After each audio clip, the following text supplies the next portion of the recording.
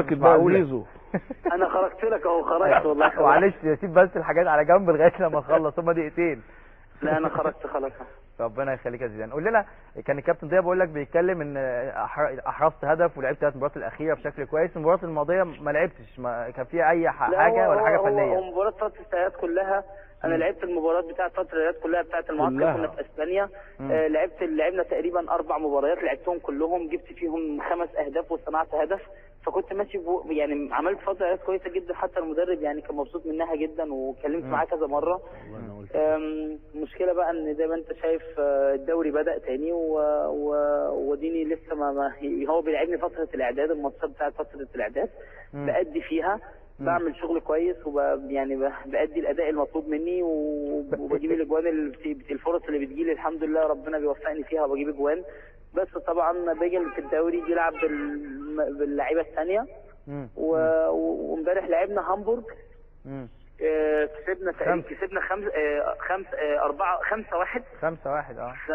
5-1 كبيره جدا يعني. اخر 10 دقايق المفروض ان انا كنت بغير عشان انزل، ففجاه في لعيب في نص الملعب كان عنده شد في العضله الخلفيه، فطبعا المدرب اختار ان هو ينزل في اللحظه اللي انا المفروض كنت هنزل فيها، فطبعا نزل مكاني لعيب في نص الملعب. بتبقى غلسه دي يا زيدان، لو انت نازل وخلاص يعني والماتش مفتوح وتلاقي حد تعور.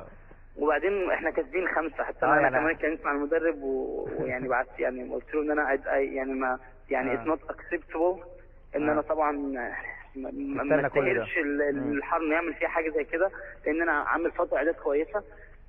طبعا هو اعتذر لي، قلت له انا مش محتاج الاعتذار، انا كل اللي محتاجه وبطلبه يعني من حقي ان انا بطلبه، ان انا عايز امشي، يعني ان انا الحمد لله جاي لي كذا عرض وجاي لي كذا حاجه، وفي اوريدي يعني انديه ان انا اوريدي متفق معاهم، بس المشكله ان هم مش عايزين نمشي، متمسكين بيا ومش راضيين يمشي. طب انت خلاص الفتره الشتويه هتقفل خلاص 31 المفروض صح؟ ما المفروض فاضل اسبوع. طب هل انت في نيه مثلا، متهيألي المفروض اليومين دول هو يحاول يحتضنك، يحاول يلعبك عشان تقعد، انه كمان ما لعبكش امبارح، دي هل ده يخليك تفكر المشكله فيها كابتن حازم، المشكله ان هم عندهم لعيب مهاجم تاني اللي هو باريس، اللي هو نزل امبارح باراجواياني، هم عايزين يمشي، هو عايز يمشي، هو عامل مشاكل معاهم وهم عشان كده عايزين يمشي. انا بقى المشكله بتاعتي ان انا ما بعملش مشاكل، ان انا ببقى ان انا بروفيشنال، يعني ان انا ان انا بتعامل معامله بروفيشنال، ان انا ما بعملش خلافات معاهم، ما بعملش مشاكل مع المدرب، هو العكس، فهم عشان كده عايزين يمشي عشان بيعمل مشاكل. طبعا انا قلت للمدرب في حاله ان هو لو مشي انا برضه، طب يعني لو هو مشي طب انا كمان، انا اصلا كده ولا كده العقد بتاعي قدامه 4 شهور ويخلص، فانا كده ولا كده مش هجدد، وهم عارفين ان انا مش هجدد، وهم اصلا يعني خلاص انت في دماغك مش عايز تجدد خلاص، فقلت لهم هم يسيبوني امشي دلوقتي. طب انت ليه مش عايز تجدد يا زيدان؟ خلاص يعني انت واخد قرار انك مش هتجدد خلاص؟ خلاص انا خدت قرار، انا بكره لو النادي قال لي اداني الجرين لايت ان انا امشي خلاص همشي، انا اوريدي عندي كذا مكان انا هروحه. فين يا زيدان؟ في حاجات مواقع كده ان انت ممكن ترجع مصر، الكلام ده وارد ولا كله في المانيا اللي جاي لك يا زيدان او الخليج؟ انا كابتن اقول لك بصراحه، انا لو مسكت في فتره الانتقالات الشتويه اللي هي الفتره دي، المشكله في ايه يا كابتن؟ المشكله ان لو جالي نادي من الخليج، انا في انديه في الخليج بتكلمني كتير، وفي انديه يعني بتخاطبني رسمي دايركت على طول. المشكله ان لو في نادي من الخليج ظهر هيطلبهم هنا فلوس، هيطلبهم مبلغ كبير. تمام. وانا طبعا عادي خلاص نسيت كمان 4 شهور، انا عبيط لو مشيت دلوقتي وخليتهم ياخدوا فلوس فيا وانا اصلا كان 4 شهور فري، يبقى انا استنى ال4 شهور دول ومش هتاخد كلها. كان رحت الخليج دلوقتي، لا هي المساله مش مساله تاخد فلوس كلها، لا المساله مساله ان انا يعني لا ان هم ما يستفيدوش منك، انت اللي تستفيد بالحاجه دي، لان هم واقفين بطريقي دلوقتي، يبقى انا ما اخليكش ما استفدت من ان انا امشي دلوقتي وانا اصلا ولا كده فاضل لي 4 شهور، فانا لا اقعد ال4 شهور دول، ومش هتفرق اذا كان هروح الخليج دلوقتي او اروح كمان 4 شهور. كلامك يا زيدان بيبين ان انت ناوي تروح الخليج، يعني خلاص مش هتكمل في المانيا.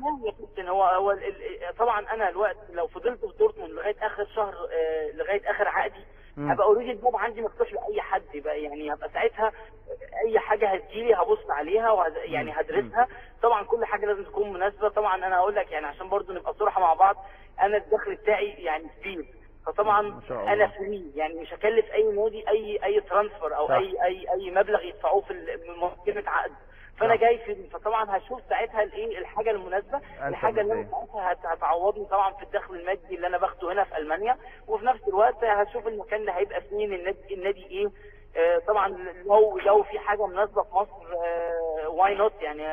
اكيد الدوري المصري دوري قوي. في انديه في مصر بتلعب بطولات اللي هي البطولات الافريقيه. ممكن اكون بكون موجود فيها طبعا. فطبعا انا طبعا الاخبار دي بتابعها.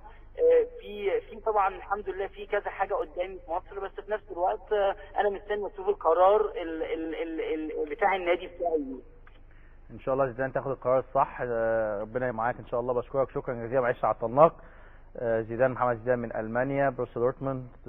واضح ان هو مش مبسوط دلوقتي مع المدرب. لا مش مبسوط، والوقت مش